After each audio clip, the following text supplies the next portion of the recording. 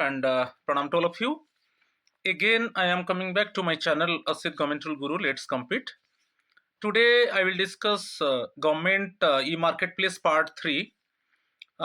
This part definitely would be interesting one. You can get many informations. In this part, I will discuss why sale on GEM related to the sellers. Some new features actually introduced by GEM portal. So also you can find some new features on GEM, and also push button procurement. GEM already this push button procurement already have discussed, but in this part again I will clarify it with example because some changes already made by the GEM portal. So definitely the session would be interesting one. If you listen the video till the end, you can get complete information, and it would be useful for both multiple choice question and also descriptive exam. So my friends, please subscribe my channel, share my channel, like my channel, so that you can get notification for my upcoming videos.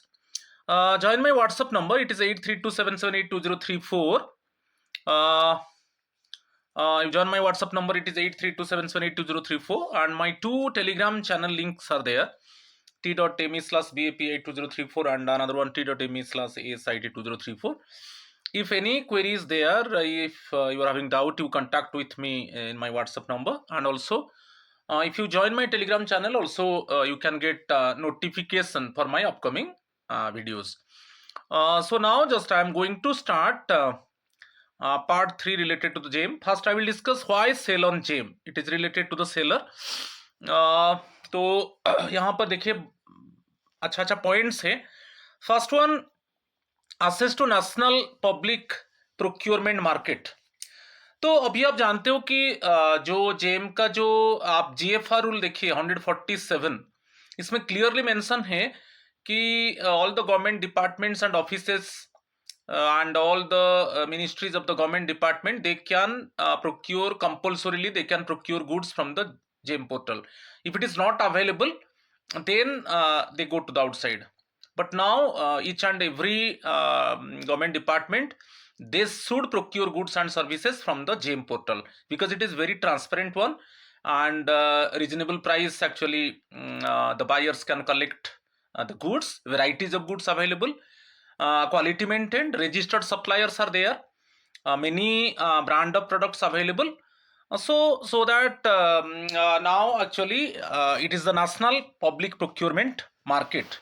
Okay, is the largest market now for the government buyers. Next one, no charges. कभी कभी ये question आता है कि seller को कि suppose GeM portal में मेरा रजिस्टर होगा तो उसमें कुछ फी चार्ज करेगा जेम एसपीबी. ऐसा कुछ नहीं है. कोई भी सेलर उसका क्रीडेंशियल को जेम एसपीबी चेक करेगा. क्रीडेंशियल क्या है उसका? जैसे फाइनेंशियल स्टेटस है, उसका मैन्युफैक्चरिंग एबिलिटी, उसका पास्ट एक्सपीरियंस, उसका डिलीवरी स्टेटस, ये सब चेक करेगा. और अभी आप जानते हो कि जो micro small and medium enterprises की startup companies, local manufacturers, okay, some small micro and small enterprises, okay, also they are getting opportunities and they are getting benefits from the GEM portal. And also it means some special facilities actually provided by the GEM portal to register micro, small and medium enterprises, local manufacturers, small service providers like this. So no fee, no for registration, no fee actually charged by the GeM SPB বা GeM portal. Special provisions and sections for startups. यहाँ पर देखिए बहुत important है.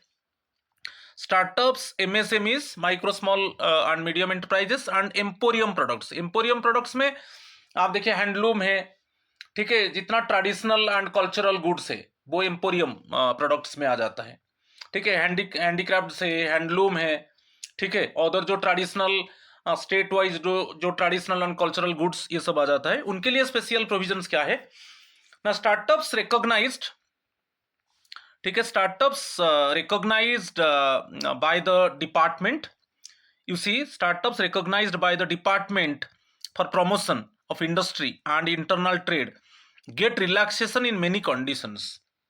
जो startup companies है उनको recognize किया है department for promotion of industry and internal trade, तो उनको बहुत कुछ अभी रिलैक्सेशन मिल रहा है। क्या रिलैक्सेशन मिल रहा है कि exemption from priors experience requirements in beads. जैसे जो जेम में जब बायर बीड इनवाइट करता है उसमें वो देखता है जो रजिस्टर्ड सेलर्स है जेम पोर्टल में, तो उनका प्रायर एक्सपीरियंस को देखते हैं।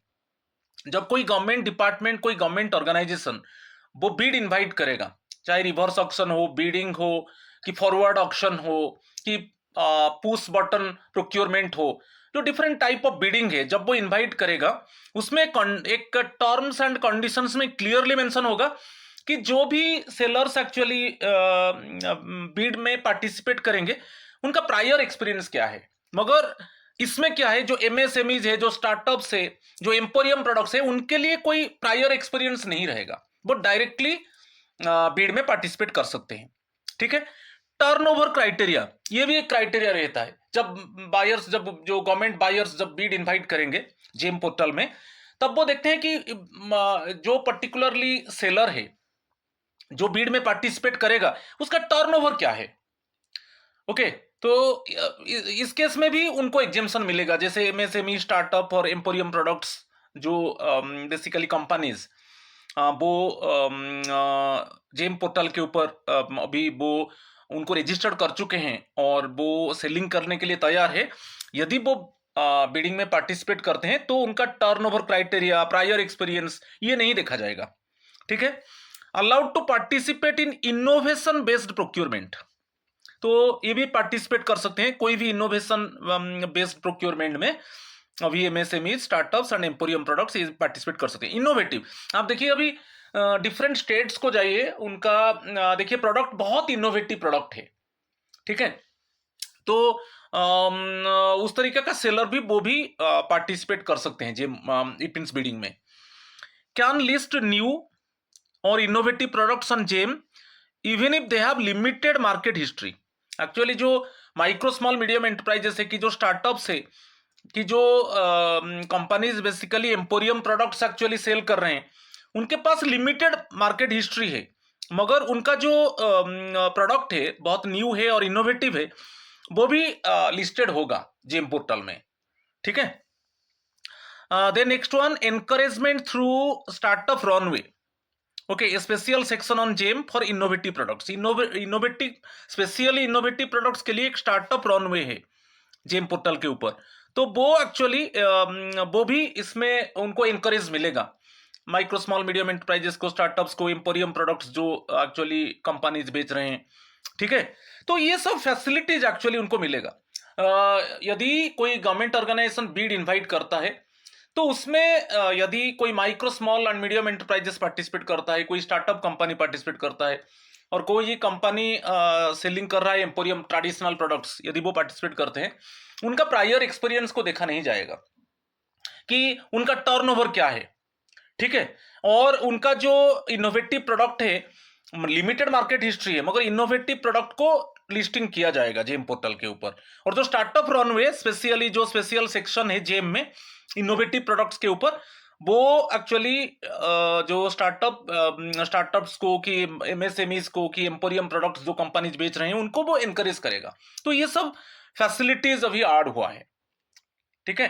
तो बेसिकली आप जानते हो जब बीड जब इनवाइट किया जाएगा जेम पोर्टल के ऊपर, तो वहां पर एक्चुअली टर्म्स कंडीशंस रहेगा। तो वहां पर जब government buyer actually bid invite करेगा, वो देखेगा कि पास्ट एक्सपीरियंस क्या है, उसका जो डिलीवरी स्टाटस क्या है, उसका मैन्युफैक्चरिंग एबिलिटी क्या है, उसका फाइनेंशियल स्टेबिलिटी क्या है। ठीक है। और उसका टर्नओवर क्या है, जो ईयरली उसको कितना प्रॉफिट मिल रहा है, और कितना अमाउंट का वो बिजनेस कर रहा है, ये सब देखेगा। यदि फुलफिल होता है तब आपका जो टेक्निकल स्पेसिफिकेशन जब चेक होगा, यदि सब टर्म्स एंड कंडीशंस फुलफिल कर रहे हो तो एडमिट किया जाएगा, फिर आप फाइनेंशियल बीड में जाएंगे। ठीक है कि नहीं। चलो, ये सब facilities actually startup industries, MSMEs and emporium products के लिए है। नेक्स्ट वन, फुल्ली ऑनलाइन है, पेपरलेस है, कॉन्टैक्टलेस प्लेटफॉर्म है जेम पोर्टल।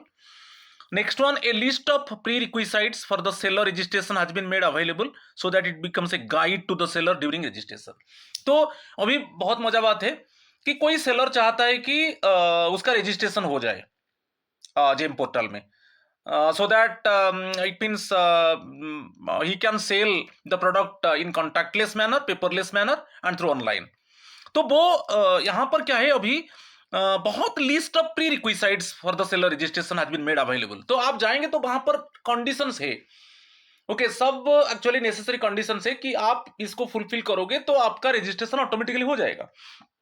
आपको एक गाइड मिलेगा particularly seller, the seller actually now the sellers are getting guide how can they register on GeM portal, what type of actually documents they need और how to register on the GeM portal. तो इसमें कोई problem नहीं है, अभी automatically ये जो pre रिक्विसाइट्स है वो ऑटोमेटिकली अवेलेबल है. तो सेलर जब देख लेंगे तो इतना डिफिकल्ट नहीं है, प्रोडक्ट क्वालिटी होना चाहिए और वो compete करेंगे और रीजनेबल प्राइस में एक्चुअली जो मार्केट प्राइस से उनका प्राइस ज्यादा नहीं होगा. ऐसा कुछ कंडीशन है, उनको तो कोई फी पेमेंट करना नहीं पड़ेगा, ठीक है. और बाकी यदि एमएसएमई है कि स्टार्टअप है, उनके लिए तो कोई जरूरत नहीं है कि कितना एक्सपीरियंस है, कितना टर्नओवर है, क्या उनका मैन्युफैक्चरिंग एबिलिटी, ये देखा नहीं जाएगा. पर अदर केस में ये थोड़ा देखा जाएगा, ठीक है. Then brand application and brand approval process has been revamped for sellers. उनका जो ब्रांड जो सेलर्स एक्चुअली ब्रांड प्रोडक्ट बेच रहे हैं, तो अभी उसमें रिवैम्प थोड़ा चेंजेस किया गया है, मॉडिफिकेशन किया गया है उनका ब्रांड एप्लीकेशन में, और उनका ब्रांड जो अप्रूवल होगा, जो प्रोसेस होता है, ठीक है, उसमें रिवैम्प हुआ है. रिवैम्प मींस जो पहले जो कॉम्प्लेक्सिटी था अभी वो कॉम्प्लेक्सिटी नहीं है, अभी उसको थोड़ा फ्लेक्सिबल कर दिया गया है, ठीक है. नेक्स्ट देखिए मल्टीपल, ये बहुत इंपॉर्टेंट है, multiple invoice for single order. इसमें जो पॉइंट्स देख लीजिए, देखिए सिंगल ऑर्डर सिंगल है, मगर मल्टीपल इनवॉइस क्या होगा, बैच वाइज एक्चुअली सेलर क्या है प्रोडक्ट को डिलीवर कर रहा है. जैसे सपोज ऑर्डर हो गया 100 यूनिट्स, कोई भी प्रोडक्ट का ऑर्डर हो गया 100 यूनिट्स, मगर ऐसे 30 यूनिट्स डिलीवर किया सेलर ने, देन 30 यूनिट्स डिलीवर किया, देन 40 यूनिट्स डिलीवर किया. तो सपोज 30 यूनिट्स डिलीवर किया मींस तो उसका इनवॉइस अलग होगा. फिर अगेन अनदर बैच में वो 30 यूनिट्स डिलीवर किया, उसके लिए अनदर इनवॉइस, जो इनवॉइस मींस एक्चुअली बिल, उसका बिल अलग होगा.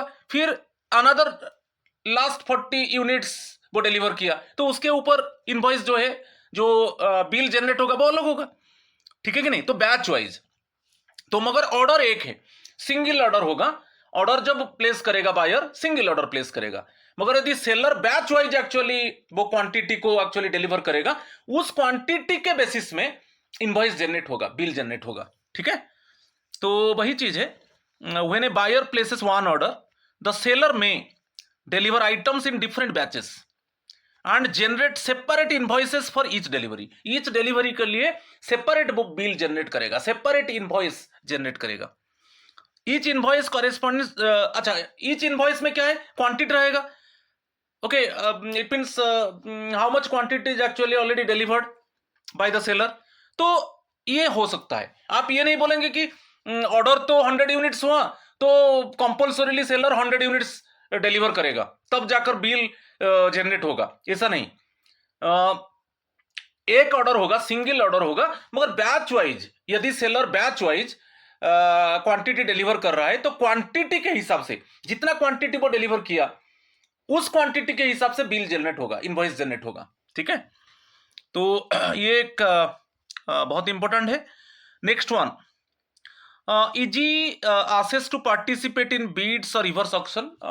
उसके ऊपर मैं थोड़ा बता देता हूं. जब कोई गवर्नमेंट बायर बीड इनवाइट करेगा, ऑटोमेटिकली जो रजिस्टर्ड सेलर्स है उनका डैशबोर्ड में वो क्लियरली मेंशन होगा कि ये this organization actually invite bids for this item. तो जो रजिस्टर्ड सप्लायर्स एक्चुअली वो प्रोडक्ट बेचते हैं, वो प्रोडक्ट बेचते हैं मींस उनका डैशबोर्ड में आ जाएगा कि ये ऑर्गेनाइजेशन एक्चुअली ये बीड इनवाइट किया है और उसका टर्म्स एंड कंडीशंस ये है, और ये टेक्निकल बीड का कंडीशन है, ये फाइनेंशियल बीड का कंडीशन, पूरा टोटल आपको इन्फॉर्मेशन मिल जाएगा. फिर आप उसको डाउनलोड करके जो भी फिलअप करना है कीजिए, फिर उसको बीड सबमिट कीजिए, ठीक है. बाकी clock has been enabled in ये आरए मीन्स रिवर जो है reverse auction to display remaining time for seller participation. ये बहुत इंपॉर्टेंट है क्योंकि जब रिवर्स ऑक्शन का बात आता है, मैं बोला था एक रियल टाइम, जैसे 2 PM टू 4 PM ये ओपन होगा, ये क्लॉक ओपन होगा, ओपनिंग होगा 2 PM, एंड होगा 4 PM, मेरा इमेजिनरी एग्जांपल में। तो इसमें क्या है, जो सेलर्स एक्चुअली अल्टीमेटली रहेंगे उसके ऊपर हम एग्जांपल डिस्कस आगे में करेंगे, ये भी डिस्कस मैं कर चुका हूं रिवर्स ऑक्शन के ऊपर। तो उसमें क्या है, कितना रिमेनिंग टाइम रहा उसी के अंदर वो एक्चुअली उनके बीच में वो प्राइस वार चलेगा। प्राइस वो यहां पर reverse auction means actually price कम होता जाएगा, क्योंकि सपोज टेक्निकल बीड हो गया, टेक्निकल बीड में 3 सेलर्स क्वालिफाई कर लिए, तो 3 सेलर्स जब क्वालिफाई कर लिए फाइनेंशियल बीड ओपन होगा, फाइनेंशियल बीड में 3 सेलर्स का चेक किया जाएगा क्या प्राइस है, मगर फिर ये रियल टाइम एक्चुअली ओपन होगा। जैसे मेरा एग्जांपल में 2 PM to 4 PM, suppose 2 hours. इसमें क्या है, मेरा जो इमेजिनरी एग्जांपल में 3 सेलर्स के बीच में जस्ट एक फाइट होगा, वो प्राइस कम करते जैसे जाएंगे, जिसका अल्टीमेटली क्या होगा, जिसका प्राइस सबसे लिस्ट होगा उसी को अवार्ड किया जाएगा। मगर इस ये जो क्लॉक है, ये कितना टाइम बाकी है पार्टिसिपेट करने के लिए, वो भी सेलर को इट मींस इंफॉर्मेशन मिल जाएगा। ठीक है, इसके ऊपर भी एक न्यूमेरिकल एग्जांपल है, आगे में डिस्कस करेंगे। और online grievance redressal mechanism for quick resolution, seller के लिए यदि कोई भी इट मींस ग्रीवांस है, वो automatically it can be sorted out. All sellers will be shown reasons for rejection. Suppose Beed invite किया गया और बीड सेलर्स एक्चुअली वो पार्टिसिपेटेड इन द बीड, मगर उनका बीड को रिजेक्ट किया गया, कारण क्या है, रीजन क्या है, तो वो भी रीजन उनको मिल जाएगा, इंफॉर्मेशन मिल जाएगा। ओके, ऑटोमेटिकली उनका डैशबोर्ड में जाएगा कि आपका ये ऑर्गेनाइजेशन एक्चुअली बीड इनवाइट किया था, आप पार्टिसिपेट किए थे, और इस रीजन के वजह से आपका बीड को रिजेक्ट कर दिया गया। ठीक है, next one, seller friendly dashboard for monitoring supplies and payments. जो सेलर फ्रेंड जो डैशबोर्ड अभी जेएम पोर्टल ने डेवलप किया है, वो सेलर फ्रेंडली है कि सेलर मॉनिटरिंग सप्लाईज, उसका सप्लाई को मॉनिटर करेगा और पेमेंट्स को चेक करेगा। ठीक है, तो बहुत फ्रेंडली है जो डैशबोर्ड एक्चुअली डेवलप किया है। ओके, जेएमएसपीबी ने जेएम पोर्टल में, वो सेलर फ्रेंडली है। ठीक है, नेक्स्ट वन, इसमें और एक चीज देखिए, business cockpit has been enhanced with additional parameters in existing report as well as new chart widgets based on original equipment manufacturer and MAIT, ये manufacturers association for information technology, MAIT manufacturers association for information technology recommendation, ये दोनों क्या है अभी recommend कर रहे हैं। उनका रिकमेंडेशन से क्या होगा, कुछ एडिशनल पैरामीटर्स को ऐड किया जाएगा जिसमें और स्मूथ होगा। जेम पोर्टल में कोई भी चीज को एनालाइज करने के लिए बहुत स्मूथनेस आ जाएगा। और कौन रेकमेंड करेंगे, जो ब्रांड है, जो ब्रांड बेसिकली कंपनी है, ओरिजिनल इक्विपमेंट मैन्युफैक्चरर, जो ओरिजिनल इक्विपमेंट है उसको ही मैन्युफैक्चरर। जैसे ओरिजिनल इक्विपमेंट मैन्युफैक्चरर जो है बेसिकली, जैसे मैं बोलता हूं कि जो सपोज आप इसमें देखिए एलजी रेफ्रिजरेटर में कि उसका लैपटॉप, कि उसका आता है आपका वॉशिंग मशीन। ठीक है, तो वैसे ही जो ओरिजिनल इक्विपमेंट मैन्युफैक्चरर है और जो मैन्युफैक्चरर्स एसोसिएशन है फॉर इंफॉर्मेशन टेक्नोलॉजी, उनका रिकमेंडेशन से, इसमें मल्टीपल चॉइस क्वेश्चन आ सकता है, उनका रिकमेंडेशन से कुछ विजेट को डेवलप किया जाएगा। ओके, तो उसमें क्या होगा ना, बहुत और फ्लेक्सिबिलिटी आ जाएगा जेम पोर्टल के ऊपर। देखेंगे क्या क्या इसमें, existing reports have more parameters, additional data fields have been added to reports so that users can analyze procurement activities in more detail। तो जो यूजर्स है, जो जेम पोर्टल को यूज करते हैं, चाहे जो बायर सेलर्स, वो प्रोक्योरमेंट एक्टिविटीज को प्रॉपरली एनालाइज कर पाएंगे। तो इसीलिए ये जो ओरिजिनल इक्विपमेंट मैन्युफैक्चरर्स है, कि जो manufacturers association for information technology है, वो कुछ रिकमेंड करते हैं कि कुछ आप पैरामीटर्स ऐड कर दो जिसमें जो बायर्स एंड सेलर्स है वो एक्चुअली प्रोक्योरमेंट एक्टिविटीज को प्रॉपरली एनालाइज करेंगे। Next one, new chart widgets have been added. Widgets means graphical charts and visual dashboards have been introduced to make the data easier to understand and analyze. तो graphical charts को introduce किया गया, कुछ visual dashboards को introduce किया गया. उसमें क्या है ना, both buyers and sellers actually they easily they can understand the procurement activities, और जो प्रोक्योरमेंट एक्टिविटीज को भी वो प्रॉपरली एनालाइज कर पाएंगे. ठीक है.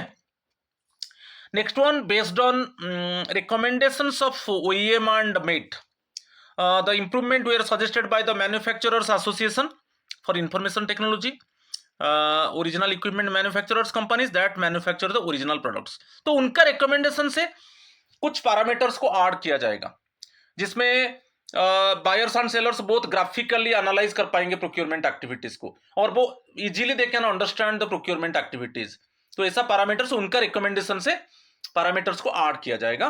तो जेम पोर्टल का जो फंक्शन है और फ्लेक्सिबल हो जाएगा. कुछ एग्जाम्पल देखिए इसी रिलेटेड में.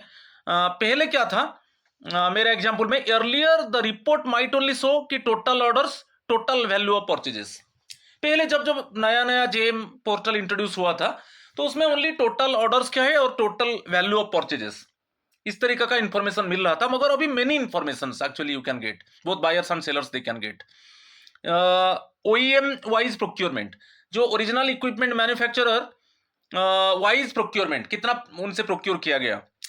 Category wise sales, seller participation, monthly purchasing trends, graphs and charts for easier analysis. ये सब बहुत कुछ पैरामीटर आ गया कि जो ओरिजिनल इक्विपमेंट मैन्युफैक्चरर्स है वो OEM वाइज कितना कितना उनसे प्रोक्योर किया गया, कि category wise, particular category wise हम देखेंगे कितना कितना सेल हुआ, कि कितना सेलर्स अभी पार्टिसिपेट कर रहे हैं, कि उसका उनका मंथली परचेज, जो बायर्स परचेज कर रहे हैं उनका मंथली परचेज ट्रेंड्स क्या है, किस मंथ में कितना परचेज हो रहा है जेम पोर्टल से. पूरा ग्राफ चार्ट में भी उसको एनालाइज किया जा रहा है. ठीक है. तो ये सब एक्चुअली जो ओरिजिनल इक्विपमेंट मैन्युफैक्चरर्स है और जो manufacturers association for information technology है, उनका रिकमेंडेशन से पैरामीटर को ऐड किया जा रहा है, जिसमें ग्राफिकल एनालिसिस है कि चाहे आप बहुत कुछ, so many parameters actually added so that buyers and sellers they can easily understand the procurement activities and also they easily analyze the procurement activities. ठीक है. नेक्स्ट है अच्छा, इसमें एक बहुत इंपॉर्टेंट है, sellers belonging to north east states. जितना north east states है, जम्मू एंड कश्मीर, जो sellers actually north east state से, जम्मू एंड कश्मीर से बिलोंग करते हैं, they are exempted from ITR at the time of bid participation. आप जानते हो कि जब आप बीड पार्टिसिपेट करोगे, बीड में सेलर्स को उनका ITR रिकॉर्ड को देना है, इनकम टैक्स रिटर्न, वो कितना इनकम टैक्स पे किए थे, उसका पूरा इनकम टैक्स रिटर्न को, रिटर्न का रिकॉर्ड को सबमिट करना है बीड पार्टिसिपेशन टाइम में. मगर इसमें क्लियरली दे दिया, जो सेलर्स नॉर्थ ईस्ट स्टेट से, जम्मू कश्मीर से, वो एक्चुअली उनसे ये ITR डाटा नहीं मांगा जाएगा. Okay, they do not submit actually ITR data, कि कितना वो इनकम टैक्स पेमेंट किए थे, ये सब डाटा उनसे नहीं मांगा जाएगा. तो उसमें क्या है, एक इंक्लूसिव स्ट्रक्चर को डेवलप किया गया है कि इस north east states and Jammu Kashmir से जो सेलर्स है वो भी कम्पीट करेंगे. ठीक है. जो छोटा मोटा सेलर्स आते हैं और वो अभी इनकम टैक्स एक्चुअली पे नहीं कर रहे हैं और उनका इनकम टैक्स रिटर्न डाटा नहीं है, तो वो भी पार्टिसिपेट कर सकते हैं. ओके, वो भी जेम पोर्टल में जब बीड इनवाइट होते हैं वो भी पार्टिसिपेट कर सकते हैं बिना ITR रिकॉर्ड से. ठीक है. डायनामिक प्राइसिंग, जो मार्केट जो कंडीशंस को देखकर एक्चुअली प्राइस चेंजेस होता है. ओके, जेम पोर्टल में आप ये मत समझिए कि सब प्राइस फिक्स है, नो. डायनामिक प्राइसिंग का अर्थ वही है कि जो मार्केट ट्रेंड है, मार्केट में जैसे कंडीशंस है उसके हिसाब से प्राइस चेंजेस होता है. And direct access to government departments and their organisations. जो सेलर्स है वो directly they can access to the government departments, क्योंकि कॉन्फिडेंट रेटिंग होता है ना. हम देखते हैं कि ये सेलर, सपोज हम कोई इक्विपमेंट परचेज करेंगे, हम जानते हैं कि ये सेलर बहुत अच्छा है, उसका रेटिंग बहुत अच्छा है और उसका वो डिलीवरी ठीक टाइम में करेगा और उसका प्रोडक्ट का क्वालिटी है. ओके, कि वो जो वारंटी, जो गारंटी देता है बहुत अच्छा है. तो इसलिए क्या है, जब गवर्नमेंट बायर परचेज करने के लिए जाता है तो वो सेलर को वो सेलर से परचेज करना चाहता है. ठीक है. तो ऐसे sellers actually directly access to government departments and their organisations. ठीक है, तो ये सब सेलर्स के लिए था कि why actually it means sales on GeM portal. Next कुछ न्यू फीचर्स एक्चुअली इंट्रोड्यूस हुआ है जेम पोर्टल में, वो न्यू फीचर्स को हम देखेंगे। फर्स्ट वन देखिए कि हाइलाइट्स फॉर सर्विस प्रोवाइडर्स, ये जो है सर्विस प्रोवाइडर्स रिलेटेड है। View pending invoice amounts directly on your dashboard. The dashboard of the user, चाहे बायर हो, बायर डैशबोर्ड हो कि कॉन्साइनी की seller, displays the total value of invoices that are still unpaid और pending for payment. देखिए अभी क्या है, कितना इनवॉइस, कितना बिल पेमेंट नहीं हुआ है, कितना बिल अनपेड है। कोई भी ऑर्गेनाइजेशन, उसका जो बायर है कि कॉन्साइनी है कि सेलर, वो भी देख सकता है, बायर देख सकता है, कॉन्साइनी देख सकता है। डैशबोर्ड में क्लियरली मेंशन होगा कि सपोज 10 कॉन्ट्रैक्ट हुआ था, तो डिफरेंट टाइम में इट मीन्स प्रोक्योरमेंट के लिए कॉन्ट्रैक्ट दिया गया था, और उसमें कितना इनवॉइसेस अनपेड है, कितना इनवॉइसेस अभी पेमेंट नहीं हुआ है, पेंडिंग है, वो भी डैशबोर्ड में शो हो जाएगा। बायर का डैशबोर्ड में, कॉन्साइनी उसका डैशबोर्ड में, सेलर उसका डैशबोर्ड में। सेलर भी देखेगा कि मैं इन बायर्स को, इन गवर्नमेंट ऑर्गेनाइजेशन को इट मीन्स कॉन्ट्रैक्ट लिया और उनको प्रोडक्ट भी डिलीवरी कर दिया, मगर उनसे अभी पेमेंट मुझे नहीं मिला। ओके, तो how many invoices still pending, how many it means invoices actually still actually I could not get from the organisations. तो ये बहुत इंपॉर्टेंट है। अच्छा, व्हाट इंफॉर्मेशन विजिबल थोड़ा देख लीजिए। From the dashboard itself the user can quickly see number of pending invoices. जो basically dashboard से user, both buyer and seller, both check कर लेंगे कि कितना इनवॉइस पेंडिंग है। प्रोडक्ट तो डिलीवरी हो गया, प्रोडक्ट डिलीवरी होने के बाद तो पेमेंट होगा, तो प्रोडक्ट डिलीवरी होता है, प्रोडक्ट डिलीवरी जब हो जाएगा उसका 10 डेज के अंदर क्रैक जनरेट होगा, consignee receipt and acceptance certificate. उसके बाद सेलर क्या करेगा, इनवॉइस को, बिल को जनरेट करके अपलोड करेगा, तब पेमेंट होगा। मगर अभी डिलीवरी हो गया मगर पेमेंट अभी नहीं हुआ, तो कितना बिल पेंडिंग है वो भी देख सकते हैं, both buyer and seller. Buyer देखेगा कि कितना बिल में पेमेंट नहीं किया, सेलर देखेगा कितना पेमेंट वो रिसीव नहीं किया। Total pending payment amount, organisation particular department देखेगा कि कितना अमाउंट का अभी बिल पेमेंट बाकी है। Age of pending invoices, age means actually कितना डिलीवरी हो गया, डिलीवरी के बाद, after delivery it means how many days payment is overdue. Delivery के बाद सपोज 20 डेज हो गया कि 30 डेज हो गया कि 40 डेज हो गया, अभी पेमेंट नहीं हुआ है, तो वो पूरा डैशबोर्ड में विजिबल होगा। ओके, बायर्स का एंड सेलर्स का, ठीक है, डैशबोर्ड में क्लियरली विजिबल होगा। Next one, track invoices that are yet to be raised for each contract. अच्छा, इसमें क्या है, मजा बात है, जो ईच कॉन्ट्रैक्ट, जो सपोज मैं ईच कॉन्ट्रैक्ट के बारे में थोड़ा बता रहा हूं। सपोज मैं अभी क्या किया, अभी मैं सपोज कुछ lab item, science lab item, ठीक है, मैं प्रोक्योर करने के लिए कॉन्ट्रैक्ट दे दिया, ठीक है, और मैं क्या किया, रिक्वेशन भी अपलोड कर दिया और इट मीन्स ऑर्डर प्लेस कर दिया। फिर बाद में सपोज कुछ, चाहे एलईडी है कि चाहे कुछ म्यूजिक इंस्ट्रूमेंट्स है, मैं अलग अलग करके मैं कॉन्ट्रैक्ट दे दिया, ठीक है। तो द डैशबोर्ड में display contracts where delivery is completed, किस किस कॉन्ट्रैक्ट में डिलीवरी ऑलरेडी कंप्लीट हो चुका है, वो डैशबोर्ड में क्लियरली आ जाएगा। यदि बायर का डैशबोर्ड में क्लियरली आ जाएगा कि आप इतना कॉन्ट्रैक्ट का ऑर्डर दिया था और इतना कॉन्ट्रैक्ट के ऊपर ऑलरेडी प्रोडक्ट डिलीवरी हो चुका है, ठीक है, तो वही है contracts where delivery is completed. Number of invoices not yet generated, मैंने डिलीवरी हो गया प्रोडक्ट मगर अभी बिल जनरेट नहीं हुआ है, इनवॉइस जनरेट नहीं हुआ है, तो how many contracts actually already products delivered, और how many invoices actually not yet generated, अभी डिलीवरी होने के बाद भी कुछ बिल अभी जनरेट नहीं हुआ है, वो भी देख सकते हैं। Order value for which invoice is still pending, कौन सा ऑर्डर वैल्यू है जिसके ऊपर अभी इनवॉइस पेंडिंग है, क्योंकि प्रोडक्ट तो डिलीवरी हो गया मगर वो ऑर्डर के ऊपर अभी भी इनवॉइस जनरेट नहीं हुआ है, पेंडिंग है।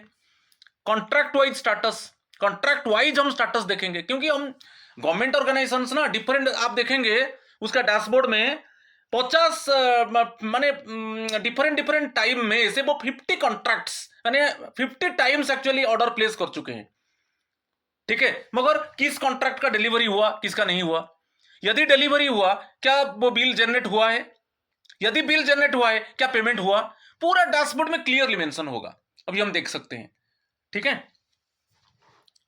और वैसे ही सेलर चेक करेगा कि मैं कितना गवर्नमेंट बायर्स को इट मीन सप्लाई कर दिया, डिलीवर कर दिया, बिल भी जनरेट कर दिया, मगर अभी पेमेंट रिसीव नहीं हुआ है, कि कितना कॉन्ट्रैक्ट के ऊपर में डिलीवर कर दिया गुड को, मगर अभी बिल जनरेट नहीं हुआ है, तो वो भी देख सकता है उसका डैशबोर्ड में, ठीक है।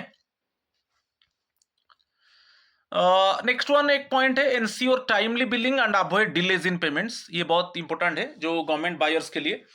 तो टाइमली इट मीन्स सेलर के लिए है कि आप जब आप प्रोडक्ट डिलीवर कर दिया तो टाइमली आप इनवॉइस को अपलोड कर दीजिए, और बाकी जो बायर्स है उसको टाइमली एक्चुअली पेमेंट करना है सेलर्स को, वो जैसे डिले जो है वो उसको अवॉइड करना है। Next one, identify contracts based on invoicing status and remaining amounts. अच्छा, इसमें क्या है, ईच कॉन्ट्रैक्ट और order on GeM can be viewed according to invoice status. Each contract जो हम ऑर्डर प्लेस किए हैं उसका हम इनवॉइस स्टाटस देखेंगे, वेदर इनवॉइसेस आर रेज्ड, कि जो बिल है जो इनवॉइस है क्या वो जनरेट हो चुका है, पार्शियली रेज्ड क्या पार्टली। सपोज में कभी कभी है ऑर्डर, एक ऑर्डर होगा मगर बैच वाइज डिलीवर होगा प्रोडक्ट, 100 यूनिट्स आप ऑर्डर किया मगर एक टाइम में 100 यूनिट्स एक्चुअली डिलीवर नहीं होगा। फर्स्ट सेलर 30 यूनिट्स डिलीवर किया तो उसके ऊपर बिल जनरेट होगा, इनवॉइस जनरेट होगा। फिर नेक्स्ट टाइम में 20 यूनिट्स डिलीवर किया तो 20 यूनिट्स के ऊपर इनवॉइस जनरेट होगा। देन थर्ड टाइम में सपोज 50 यूनिट्स वो डिलीवर किया तो 50 यूनिट्स के ऊपर इनवॉइस जनरेट होगा। तो डिफरेंट बैच में डिफरेंट इनवॉइस जनरेट होगा, तो उसको देख सकते हैं। और नॉट रेज्ड, डिलीवर हो चुका है मगर अभी तक बिल जनरेट नहीं हुआ है, तो रिमेनिंग अमाउंट कितना है। सपोज कुछ पेमेंट हुआ है, पार्ट पेमेंट हुआ है मगर फुल पेमेंट नहीं हुआ है, तो पार्ट पेमेंट के बाद कितना अमाउंट बाकी है ये भी हम देख सकते हैं। जो पर्टिकुलर कॉन्ट्रैक्ट का जब हम उसका इनवॉइसिंग स्टाटस को चेक करेंगे तब पता चल जाएगा, इनवॉइसिंग स्टाटस को चेक करेंगे तब पता चल जाएगा क्या पूरा बिल जनरेट हुआ है ना पार्शियली जनरेट हुआ है, ना कोई भी अभी तक डिलीवर हो गया मगर अभी इनवॉइस जनरेट नहीं हुआ है, कि इनवॉइस जनरेट हुआ है तो पार्शियली जनरेट हुआ है, ठीक है, कि हम पेमेंट किया है मगर पार्टली पेमेंट किया है, बाकी कितना अमाउंट बाकी है। टाइप्स ऑफ कॉन्ट्रैक्ट स्टाटस, इसमें वही है, नॉट इनवॉइस्ड, प्रोडक्ट डिलीवर हो गया मगर अभी इनवॉइस जनरेट नहीं हुआ, ये किसका फॉल्ट है, सेलर का। तो जब डिलीवर हो गया सेलर इमीडिएटली क्या करेगा, यहां पर क्या क्रैक जनरेट हो गया, जब डिलीवर होगा 10 डेज के अंदर consignee receipt and acceptance certificate generate होगा, तो उसके बाद तो ऑटोमेटिकली सेलर क्या करेगा, इनवॉइस को अपलोड करेगा, है कि नहीं। तो जब अपलोड करेगा तब तो बायर डाउनलोड करके वो पेमेंट करेगा, ठीक है। पार्शियल इनवॉइस्ड, पार्शियली जो बिल जनरेट हुआ है पार्शियली जनरेट हुआ है, पूरा जनरेट नहीं हुआ है। और फुली इनवॉइस्ड, कभी कभी क्या है पूरा इनवॉइस जनरेट हो चुका है मगर अभी तक सेलर को पेमेंट रिसीव नहीं हुआ है, कि बायर अभी पेमेंट नहीं किया है, बिल तो जनरेट हो गया और बायर को बिल भी मिल गया मगर वो अभी पेमेंट नहीं किया है, ठीक है। तो ये सब चीज अभी न्यू चीज अभी डैशबोर्ड में आ चुका है, बोथ सेलर्स एंड बायर्स, वो उनको ये सब इंफॉर्मेशन उनका डैशबोर्ड में पता चल जाएगा। नेक्स्ट है और एक नेक्स्ट वन चेंजेस है कि फ्रॉम 10 सितंबर 2025 द बायर वेरीफाइड एमएससी जो micro and small enterprises tag has been remove from the technical evaluation page service bids. बता रहा हूं only service bids, particularly goods के ऊपर नहीं, ओनली सर्विस बिड्स के ऊपर क्या है। अभी बायर क्या कर रहा था, जब वो टेक्निकल बीड को एवेल्युएट कर रहा था उसमें वो टैग देख रहा था कि ये एमएससी जो उद्यम सर्टिफिकेट है, वो जो क्राइटेरिया है वो एमएससी का जो माइक्रो एंड स्मॉल एंटरप्राइज का टैग को चेक करेगा कि एमएससी में आता है कि नहीं। कब ना, जब वो बेसिकली टेक्निकल बीड को एवेलुएट करेगा, मगर ये सर्विस के ऊपर, गुड्स के ऊपर नहीं। अभी गुड्स के ऊपर अभी है, कमोडिटीज के ऊपर है कि कोई एमएससी सपोज वो बीड में पार्टिसिपेट कर रहा है, रिलेटेड किस बीड में, जो गुड्स रिलेटेड बीड में, तो अभी भी है कि जब उसका टेक्निकल बीड चेक करेगा बायर, उसमें वो चेक करेगा कि इसका एमएससी टैग है कि नहीं, जो एमएससी का जो सर्टिफिकेट है कि नहीं। मगर अभी सर्विस बीड्स के ऊपर स्पेशली ये अभी बायर उसको चेक नहीं करेगा, ये ऑटोमेटिकली उसको चेक करेगा। MSc verification is done automatically by the system, उसको ऑटोमेटिकली वेरीफाई करेगा कि इसके ये जो बीड में पार्टिसिपेट किया है एमएससी के नाम पे, क्या उस वो कंपनी का एमएससी का टैग है, वो ऑटोमेटिकली सिस्टम चेक करेगा। वो कैसे ना, बीडर्स प्रोफाइल, वो बीडर्स का प्रोफाइल को देख के सिस्टम ऑटोमेटिकली चेक करेगा कि ये एमएससी में आता है कि नहीं। मगर अभी बायर का कोई रोल नहीं है। मगर ये सर्विसेज के लिए, जब कोई MSc actually service related Beed में पार्टिसिपेट करता है, सर्विस, अच्छा आप बोलेंगे सर्विस क्या है, जैसे हाउस कीपिंग है कि व्हीकल है कि सिक्योरिटी गार्ड्स है, ये सब सर्विस ना, ठीक है, कि कोई फोटोग्राफी रिलेटेड है, ठीक है, तो ये सब सर्विस ना।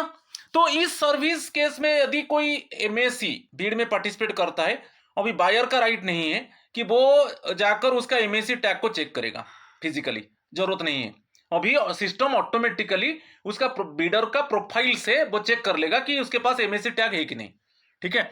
ओनली सर्विस में, गुड्स में वो वही है, पुराना है कि जब टेक्निकल बीड को बायर एवेलुएट करेगा, वो चेक करेगा कि ये एमएससी उसका टैग है कि नहीं, ठीक है। Next one, third one, earlier when the buyer created and initiated reverse auction RA, it could start immediately or very soon. Some bidders actually complained that they did not receive prior intimation and therefore could not participate. तो अभी क्या है, to solve this issue GeM introduced a 24 hour gap rule. Okay, अभी जो RA जो initiate होगा, reverse auction जो real time clock जो इनिशिएट होगा, वो वंस आरए इनिशिएट हुआ मींस 24 आवर्स के बाद एक्चुअली वो जो रियल टाइम क्लॉक स्टार्ट होगा और बिडर्स पार्टिसिपेट करेंगे। अभी देखेंगे उसका एग्जांपल। मगर पहले सडनली हो रहा था, बायर्स ने, जो भी बिडर्स थे रिवर्स ऑक्शन में पार्टिसिपेट कर रहे थे, उनका कंप्लेन था कि हमको टाइम नहीं मिल रहा है रिवर्स ऑक्शन में पार्टिसिपेट करने के लिए। तो अभी क्या है, 24 आवर गैप रूल कर दिया जेम पोर्टल ने। उसको देखेंगे एग्जांपल से पता चल जाएगा। ये रिलेटेड थे reverse auction, okay, reverse auction Beed के ऊपर। तो न्यू रूल यही बता रहा है कि now reverse auction will start only after 24 hours from the time the buyer initiate it. जब बायर रिवर्स ऑक्शन को इनिशिएट करेगा, उसका 24 आवर्स के बाद ही रियल टाइम क्लॉक स्टार्ट होगा, ठीक है। तो इसको याद रखिए, इसके ऊपर क्वेश्चन आ सकता है। तो इसमें क्या है, this ensures that all eligible bidders get enough time to receive notification and prepare for the auction. आप कंफ्यूजन होंगे, देख लीजिए एक एग्जांपल, आप क्लियर हो जाएंगे। A buyer publishes a bid, एक बायर ने क्या किया, बीड पब्लिश किया फॉर कंप्यूटर सप्लाई। उसको कंप्यूटर आइटम चाहिए, कोई गवर्नमेंट ऑर्गेनाइजेशन उसको कंप्यूटर आइटम्स चाहिए कंप्यूटर लैब के लिए, तो वो बीड को पब्लिश किया। बीड क्लोजिंग डेट था 10 जून 2026 एट 12 PM। ये बीड क्लोजिंग डेट था। क्लोजिंग डेट मींस इसके बाद एक्चुअली बीडर्स ने पार्टिसिपेट नहीं कर पाएंगे, ठीक है। अभी देखिए फिर टेक्निकल एवेल्युएशन हुआ, टर्म्स एंड कंडीशन से उसको चेक करके उसका टेक्निकल बीड को एवेल्युएट किया गया। अल्टीमेटली 3 सेलर्स को क्वालिफाई किया गया। सेलर ए बोला 1 लाख उसका कोटेड प्राइस, सेलर बी बोला 98,000, सेलर सी बोला 95,000। ये टेक्निकल एवेल्युएशन में जो क्वालिफाई कर गए उनका फाइनेंशियल बीड को ओपन किया गया, देखा गया, ठीक है। तो टेक्निकल जो मेरा इमेजिनरी एग्जांपल में टेक्निकल बीड में ओनली 3 सेलर्स एक्चुअली क्वालिफाइड, और उनका फाइनेंशियल बीड को चेक किया गया तो प्राइस कोट हो गया। सेलर ए बोल रहा है 1 लाख, सेलर बी बोल रहा है 98,000, सेलर सी बोल रहा है 95,000। तो अभी because multiple sellers are qualified, अभी बायर क्या किया ना, वो बोला कि RA को जाएगा, रिवर्स ऑक्शन को जाएगा, ठीक है, क्योंकि मल्टीपल सेलर्स एक्चुअली क्वालिफाइड, तो वो बोला अभी रिवर्स ऑक्शन, ओके, को बायर डिसाइड किया अभी रिवर्स ऑक्शन में जाएंगे, तो वो इनिशिएट किया रिवर्स ऑक्शन को। स्टेप 2 में buyer initiates reverse auction, buyer creates and initiates the reverse auction on 12 June 2026 at 3 PM। Reverse auction को इनिशिएट किया 12 जून 2026 3 PM, ओके, तो immediately reverse auction cannot start, क्योंकि एक रियल क्लॉक टाइम होगा, suppose 3 PM to 4 PM, ये एक time होगा, इसी के अंदर एक्चुअली वो जो 3 सेलर्स उनके बीच में फाइट होगा, जिसका लिस्ट प्राइस होगा उसको अवार्ड मिलेगा। तो अभी 12 जून 2026 3 PM में RA रिवर्स ऑक्शन इनिशिएट किया बायर ने, तो 24 अभी तो 24 आवर के बाद अभी गैप कर दिया जेम पोर्टल ने कि 24 आवर के बाद ही ये जो रियल टाइम है, रियल टाइम क्लॉक है, वो स्टार्ट होगा 3 PM में, क्लोज होगा 4 PM में। इसी के अंदर जो 3 सेलर्स अभी हम देखा जिनका टेक्निकल बीड को एक्सेप्ट किया गया और वो उनका कोटेशन जो प्राइस कोटेशन है, उनका प्राइस कोटेशन को चेक किया गया 1,98,000। अब देखा ना, यही तीनों सेलर अभी पार्टिसिपेट करेंगे रिवर्स ऑक्शन में, यही तीनों, क्योंकि उनका टेक्निकल बीड को एक्सेप्ट किया गया, टेक्निकल बीड में क्वालिफाई हो गए और उनका फाइनेंशियल बीड में चेक किया गया कि उनका कोटेशन है ये। अभी बायर बोला अभी RA में जाएगा, तो वो RA इनिशिएट किया 12 जून 2026 3 PM में। तो अभी जो ये जो RA इनिशिएट हुआ 12 जून में, तो अभी 24 आवर गैप है न्यू रूल के हिसाब से, ठीक नहीं, तो 24 आवर वेटिंग पीरियड है, RA will start only after 24 hours. तो फिर RA इनिशिएट कब हुआ 12 जून 3 PM, 24 hours later 13 June 3 PM is 13 जून, इसमें देखिए 13 जून 3 PM में real actually clock time start होगा, ठीक है। तो RA स्टार्ट टाइम जो रिवर्स ऑक्शन स्टार्ट टाइम 13 जून 3 PM। अभी वो तीनों के बीच में क्या होगा, वो प्राइस वार होगा, वो सब प्राइस कम करते रहेंगे, ठीक है। तो अल्टीमेटली देखा गया रिवर्स ऑक्शन कंपटीशन हुआ, देखिए वो जैसे वहां पर 3 PM टू 4 PM था, ये रियल टाइम था, उसी के अंदर वो तीनों में फाइट हुआ। सेलर ए बोला मैं 9, उसका प्राइस कोटेशन क्या था 1 लाख था, वो बोला 93,000।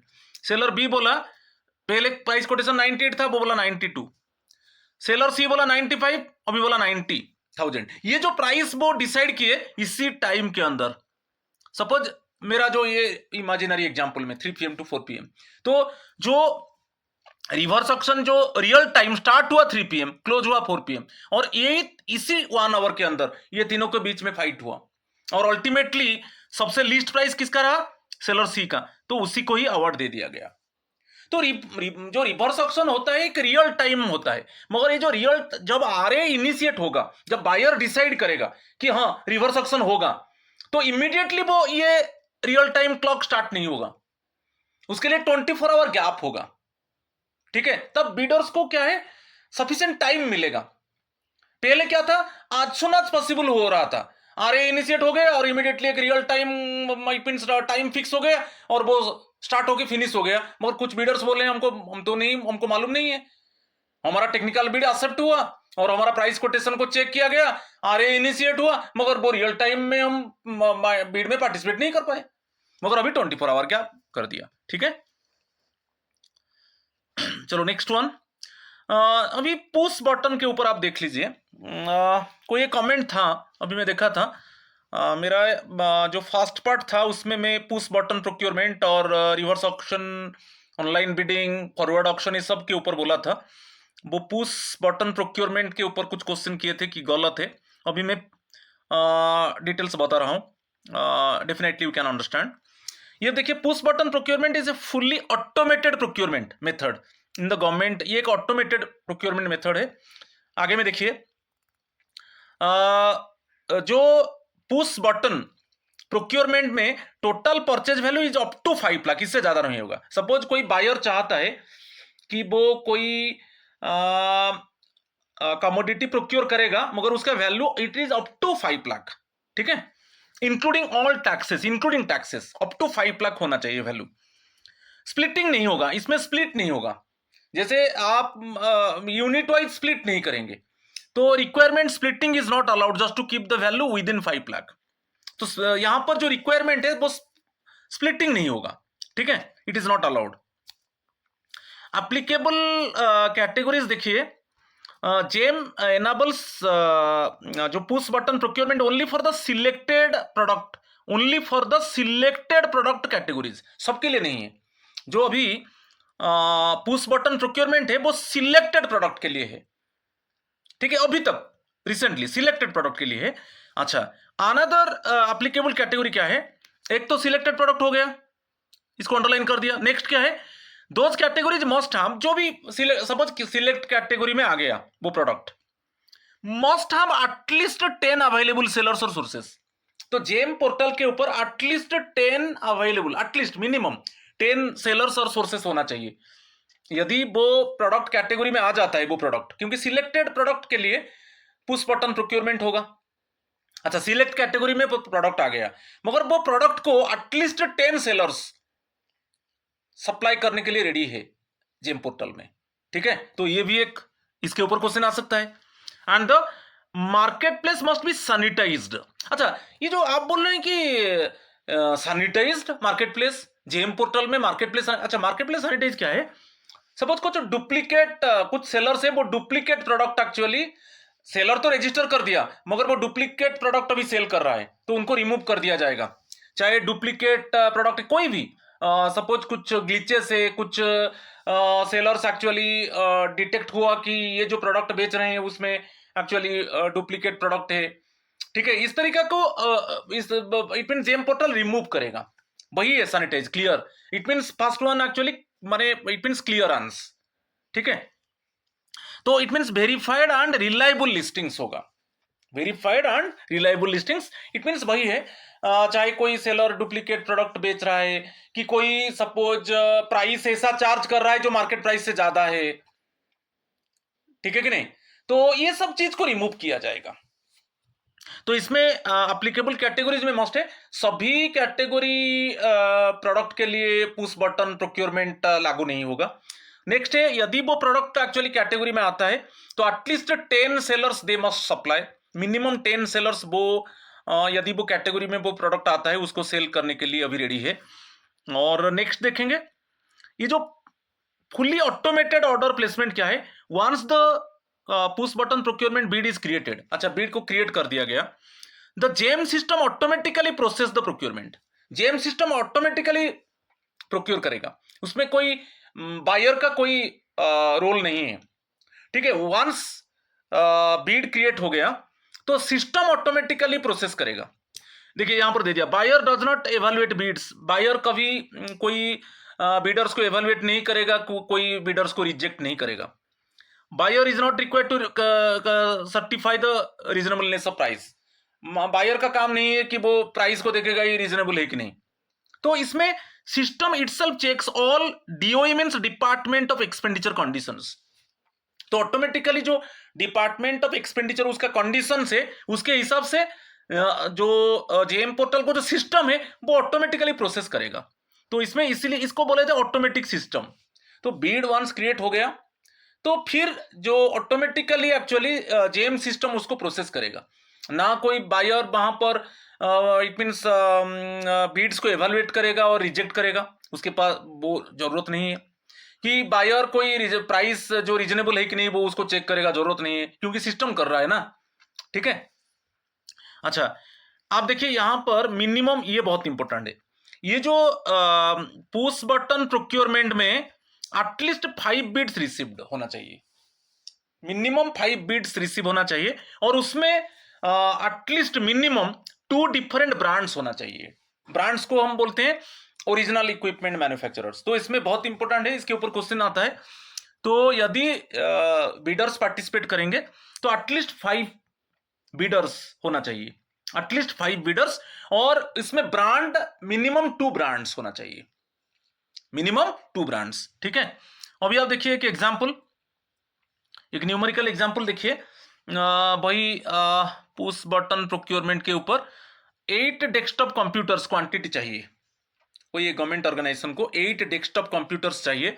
अभी उसका जो हम जेम कैटलॉग देखेंगे, कैटलॉग में पर कंप्यूटर प्राइस है 52,000, कैटलॉग प्राइस है, जेम कैटलॉग का प्राइस जो है 52,000 है। अच्छा, टोटल एस्टिमेट कितना हो जाएगा, 8 कंप्यूटर्स चाहिए, 4,16,000, तो ये भी 5 लाख से कम है, क्योंकि जो पुश बटन प्रोक्योरमेंट में इट मीन्स जो आप खरीदना चाहते हो बीड करके, पुश बटन प्रोक्योरमेंट बीड करके, तो उसमें up to 5 lakh, not more than 5 lakh, तो जो ऑर्डर वैल्यू होगा अप टू 5 लाख, तो यहां पर 4,16,000 है, it is less than 5 lakh.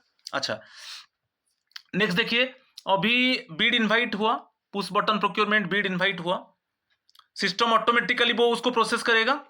अच्छा, अभी the GeM system receives 5 bids, okay, condition क्या था, मिनिमम 5 बिड्स एक्चुअली रिसीव होना चाहिए, minimum 5 bidders, at least 5 bidders participate होना चाहिए, हो गया, ठीक है। और इसमें देखेंगे the GeM system receives 5 bids, अच्छा उसमें 2 कंडीशन था, मैं बोला था minimum 5 bidders they must participate, और मिनिमम 2 ब्रांड्स होना चाहिए। यहां पर देखिए कितना ब्रांड है, 5 सेलर्स, यहां पर 5 सेलर्स पार्टिसिपेट किए, ABCDE, ब्रांड्स देखिए सेम ब्रांड हो जाता है XX, ओके, सपोज ये एक टाइप का ब्रांड है, Y एक टाइप का ब्रांड है, ठीक है, और Z एक टाइप का ब्रांड है, तो 3 ब्रांड्स हो गया, तो मिनिमम कितना ब्रांड्स होना चाहिए, 3 ब्रांड्स होना चाहिए, मिनिमम 2 ब्रांड्स होना चाहिए, तो यहां पर 3 ब्रांड्स है, तो ये जो बीड है ये क्या है, उसको एक्सेप्ट किया जाएगा, क्योंकि कंडीशन में 5 मिनिमम एटलीस्ट 5 बिडर्स है A to E, और मिनिमम 2 ब्रांड्स, यहां पर 3 ब्रांड्स है, आप देख लीजिए, ठीक है, और उनका प्राइस पर यूनिट दे दिया गया, ठीक है, प्राइस पर यूनिट दे दिया गया है। और अभी देखेंगे यहां पर कंडीशन फुलफिल हो रहा है कि नहीं, 5 बिड्स है और 2 ब्रांड्स है, और लोएस्ट प्राइस आ रहा है 49,500, लोएस्ट प्राइस किसका है, देखिए इसमें लोएस्ट प्राइस है सेलर ई का, 49,500 है सेलर ई का, ठीक है। तो अभी हम देखेंगे कि लोएस्ट प्राइस 49,500, मगर कैटलॉग में आप क्या देखा था, कंप्यूटर प्राइस 52,000 था, मगर अभी ये जो पुश बटन प्रोक्योरमेंट हुआ कितने में मिल रहा है 49,500, तो कैटलॉग प्राइस था 52,000, मगर अभी L1 जो लिस्ट हुआ 49,500, तो इसी प्राइस में अभी ऑर्डर मिल जाएगा, तो कितना देखिए प्रॉफिट हो रहा है ऑर्गेनाइजेशन को। तो इसमें याद रखिए सिस्टम ऑटोमेटिकली प्रोसेस करता है, मगर कंडीशन को आपको देखना चाहिए, मिनिमम एटलीस्ट 5 बिडर्स होना चाहिए और मिनिमम 2 ब्रांड्स होना चाहिए, ठीक है। और इसमें ऑटोमेटिकली जब कंपटीशन होगा, जो प्राइस में मिलेगा वो ऑटोमेटिकली कैटलॉग प्राइस से कम होगा, और ये डेफिनेटली बायर ऑर्गेनाइजेशन के लिए बहुत बेनिफिशियल है, ठीक है, क्लियर, उस बटन प्रोक्योरमेंट, ठीक है। नेक्स्ट अभी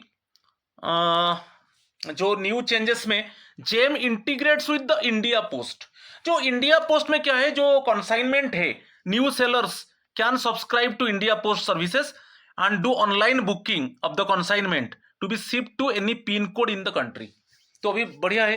तो ऐसे जेम के ऊपर जो कुछ सेलर्स है, वो जो ऑनलाइन बुकिंग होता है, जैसे स्पीड पोस्ट है, रजिस्टर्ड पोस्ट है, इंडिया पोस्ट में, वो सेलर्स अभी इंडिया पोस्ट के साथ उनका लिंक है, और वो पिन कोड के हिसाब से वो कंसाइनमेंट को वो डिलीवर करेंगे, ठीक है। तो ये एक चेंजेस है। Next one, new user roles introduced in GeM. अच्छा, न्यू यूजर रोल्स कौन, indenter role for cart creation. अच्छा, फर्स्ट वन जब होगा, एक इंडेंटर वो क्या करेगा, सर्च करेगा प्रोडक्ट और उसको कार्ट में रखेगा, जेम में जो कार्ट है कार्ट में रखेगा, तो ऑटोमेटिकली जब कार्ट में रखेगा वो ऑटोमेटिकली बायर के पास चला जाएगा, क्योंकि परचेज तो बायर करेगा ना। तो भी देखिए एग्जांपल, सपोज एक लैब असिस्टेंट और department teacher needs 10 printers, suppose lab assistant की डिपार्टमेंट टीचर को 10 प्रिंटर्स चाहिए, वो क्या करे, भाई तो यहां पर इंडेंटर कौन है, लैब असिस्टेंट है, तो वो उसको कार्ट में रख देगा, वो सर्च करके जो स्पेसिफिकेशन का प्रिंटर चाहिए उसको वो लेके कार्ट में रखेगा, फिर ऑटोमेटिकली वो बायर के पास जाएगा, तो बायर उसको ऑर्डर प्लेस करेगा। तो ये पहले नहीं था, अभी ये न्यू रूल आ गया, क्योंकि जो लैब असिस्टेंट है उसको किस तरीके का स्पेसिफिकेशन का प्रिंटर चाहिए वो खुद सर्च करेगा और कार्ट में रखेगा, फिर वो ऑटोमेटिकली बायर के पास चला जाएगा, बायर क्या करेगा, ऑर्डर प्लेस करेगा। ठीक है। और एक है technical evaluator role for bid evaluation. इसके ऊपर देखिए कि technical evaluator is a member of the tender committee who evaluates the technical specification of bids. जो टेंडर कमिटी है, गवर्नमेंट ऑर्गेनाइजेशन में टेंडर कमिटी है, उसका एक मेंबर, वो जब जेम पोर्टल में बीड इनवाइट होगा, तो बीड इनवाइट होने के बाद आप देखा होगा जो भी बीडर्स उनका बीड को सबमिट करेंगे उनका टेक्निकल बीड को एवेल्युएट किया जाएगा। तो टेक्निकल बीड को अभी एवेल्युएट करने के लिए क्या है, जो टेंडर कमिटी है उसका एक मेंबर वो टेक्निकल बीड को चेक करेगा क्या ये टर्म्स कंडीशंस, जो कमर्शियल टर्म्स एंड कंडीशंस को फुलफिल कर रहा है कि नहीं, फिर उसके बाद जाकर उसका फाइनेंशियल बीड को चेक किया जाएगा, ठीक है नहीं। तो प्रोसेस में व्हेन ए बीड और tender is created on GeM, तो the technical evaluator checks the technical compliance of bidders, they accept और reject bids based on technical criteria. तो अभी टेक्निकल एवेल्युएटर वो only technical it mean bidders का जो it means technical part को evaluate करेगा और देखेगा तो यदि all terms and conditions fulfil है वो एक्सेप्ट करेगा, नहीं तो रिजेक्ट करेगा। ठीक है। तो ऑप्शनल फीचर है, ऑप्शनल फीचर में क्या है कि खुद बायर खुद एवेल्युएट कर सकता है बीड को, नहीं तो टेंडर कमिटी को जाएगा तो टेक्निकल एवेल्युएटर। तो ये optional, the buyer has two choices, बायर के पास टू चॉइस है, वो खुद बीड को एवेल्युएट करेगा, नहीं तो वो टेक्निकल जो टेंडर कमिटी है उसका एक टेक्निकल मेंबर जो टेक्निकल बीड को चेक करेगा। ठीक है। एग्जाम्पल दिया है, देखिए ये स्कूल फ्लोट से Beed for computer laboratory equipment, 5 vendors submit beads. तो अभी एक स्कूल क्या किया, एक बीड फ्लोट किया जेम पोर्टल में कंप्यूटर इक्विपमेंट्स के लिए, कंप्यूटर लैब के लिए।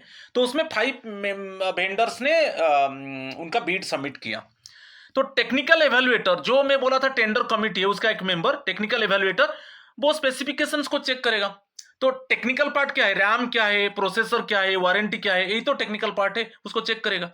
तो only technically qualified vendors go to the financial evaluation, फिर उनका प्राइस कोटेशन को चेक किया जाएगा। तो ये अभी है जेम पोर्टल में कि जो बायर साइड से एक टेक्निकल एवेल्युएटर वो टेक्निकल पार्ट को चेक करेगा और वहां पर वो किसका किस बीडर्स का एक्सेप्ट होगा, किस बीडर को वो रिजेक्ट करेगा, वो बेसिकली स्पेसिफिकेशंस को चेक करके, ठीक है, वो जो टेक्निकल एवेल्युएटर है वो एक्चुअली चेक करेगा कि ये बीडर को एक्सेप्ट किया जाएगा और ये बीडर को रिजेक्ट किया जाएगा, क्योंकि उसका स्पेसिफिकेशन जो टर्म्स एंड कंडीशंस है बायर का उसके हिसाब से नहीं है। ठीक है। और अभी जैसे लॉन्च ऑफ iOS और एंड्रॉयड ऐप, एंड्रॉयड फोन की आप जो आई मोबाइल्स यूज कर रहे हो उसमें भी आप अभी ऐप डाउनलोड करके ये सब देख सकते हो कि कितना कॉन्ट्रैक्ट आप दे दिया और कितना कॉन्ट्रैक्ट में प्रोडक्ट डिलीवर्ड हो गया और बिल जनरेट हो गया मगर पेमेंट नहीं हुआ है, कि सपोज बेसिकली पार्शियल पेमेंट हुआ है और कितना अमाउंट बाकी है पेमेंट करने के लिए, ये डिटेल्स आ जाएगा डैशबोर्ड में। तो अभी जरूरत नहीं है कि आप लैपटॉप और डेस्कटॉप में जाइए, आप अभी एंड्रॉयड मोबाइल फोन और जो आई मोबाइल में आप डाउनलोड करके ये सब चेक कर सकते हैं। ठीक है, क्लियर, चाहे सेलर हो चाहे बायर हो, तो अभी वो मोबाइल फोन यूज करके भी उनका पूरा डैशबोर्ड को चेक कर सकते हैं। ठीक है, तो इस पार्ट को और ज्यादा मैं नहीं बोलूंगा। ठीक है, नेक्स्ट वन, ये आज लास्ट वन होगा आज पार्ट का, आइटम वाइज एवेल्युएशन इन सर्विसेज। अभी सर्विसेज जो है आइटम वाइज हम एवेल्युएट करेंगे, मगर पहले क्या था, आइटम वाइज एवेल्युएट नहीं होता था सर्विसेज केस में। सर्विस गुड केस में आइटम वाइज एवेल्युएट हो रहा था, मगर अभी सर्विसेज केस में आइटम वाइज एवेल्युएट होगा। अभी देखेंगे एक example. Earlier in many services bids the whole bid was evaluated as a single package whole bid. अच्छा, सर्विसेज में क्या है? हाउस कीपिंग है, हायरिंग व्हीकल्स है, कि हायरिंग सिक्योरिटी गार्ड्स है, ठीक है कि नहीं, कि हायरिंग फोटोग्राफर्स है, तो यही है, ठीक है। तो अभी आइटम वाइज हम सर्विसेज को भी एवेल्युएट कर सकते हैं।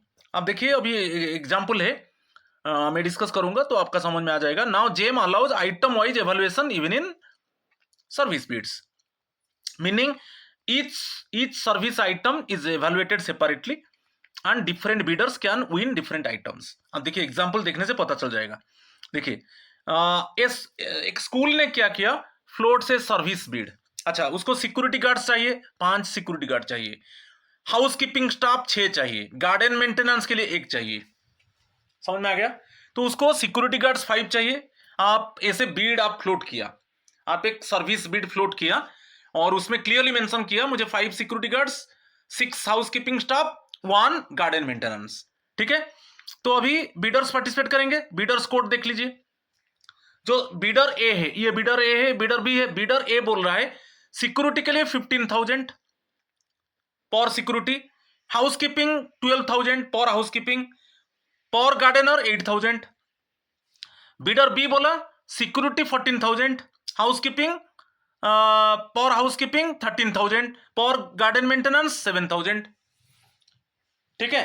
ये उनका बीडर्स कोड, ये बीडर्स का कोड था। तो 2 बीडर्स पार्टिसिपेट किए, तो उनका देखिए प्राइस। तो ए बोल रहा है, बीडर ए बोल रहा है कि एक सिक्योरिटी गार्ड को वो 15,000 पेमेंट करेगा, ठीक है। यदि वो सिक्योरिटी प्रोवाइड करेगा, पेमेंट कितना होगा सिक्योरिटी गार्ड को? 15,000। यदि वो हाउस कीपिंग प्रोवाइड करेगा, पर हाउस कीपिंग कितना होगा? 12,000। यदि वो गार्डनर प्रोवाइड करेगा, पर गार्डनर को कितना पेमेंट होगा? 8,000। ये ऐसे बीडर्स कोट आ गया। अच्छा, आने के बाद अभी हम L1 देखेंगे किसका कम है। अच्छा, सिक्योरिटी में देखिए बीडर ए का कम है, हाउस कीपिंग में बीडर ए का कम है, गार्डन में बीडर बी का कम है। तो सेपरेटली उनको अवार्ड दे दिया जाएगा। हाँ, सिक्योरिटी के लिए किसको अवार्ड दिया जाएगा? बीडर बी को। हाउस कीपिंग के लिए बीडर ए को, गार्डन के लिए बीडर बी को अवार्ड दे दिया जाएगा।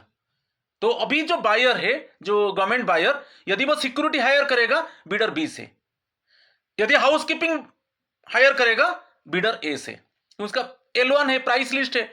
यदि वो गार्डन मेंटेनेंस के लिए एक पर्सन हायर करेगा, वो बीडर बी से। तो different Bidder's get different service items.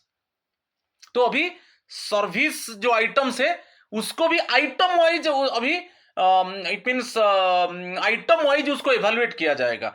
और जिस बीडर का इस सर्विस के लिए जिस बीडर का L1 होगा, प्राइस कम होगा, उसी को अवार्ड दिया जाएगा। देखिए यहां पर 2 बीडर्स पार्टिसिपेट किए, सिक्योरिटी, हाउस कीपिंग, गार्डन। तो उनका आइटम वाइज हम कंपेयर किए। तो सिक्योरिटी गया बीडर बी को, हाउस कीपिंग गया बीडर ए को, गार्डन गया बीडर बी को। मगर पहले ये नहीं था, पहले एक सिंगल पैकेज था, मगर अभी सिंगल आइटम वाइज अभी भी सर्विस बिड्स को एवेल्युएट किया जा रहा है। और गुड्स केस में तो हो रहा है, बिल ऑफ क्वांटिटीज में आप देखा है, ठीक है। तो ये चेंजेस था। आज मेरा ये जो थर्ड पार्ट इतना था। तो please my friend subscribe my channel, share my channel, like my channel, so that you can get notification. और इसका 4th पार्ट देखिए। और बहुत बहुत नया नया चीज अभी आया है जेम पोर्टल के ऊपर। जो भी न्यू चेंजेस आया है मैं फिर 4th पार्ट में उसको डिस्कस करूंगा। आज इतना ही है। थैंक यू एंड नमस्कार टू ऑल ऑफ यू।